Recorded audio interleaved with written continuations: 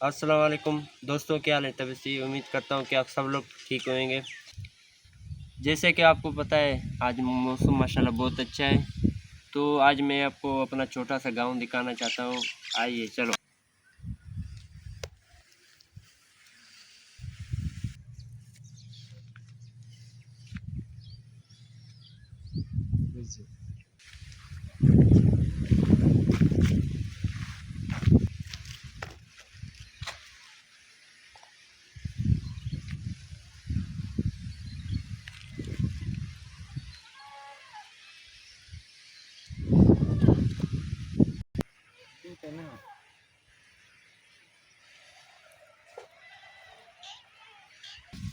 उम्मीद है दोस्तों आपको वीडियो अच्छी लगेगी।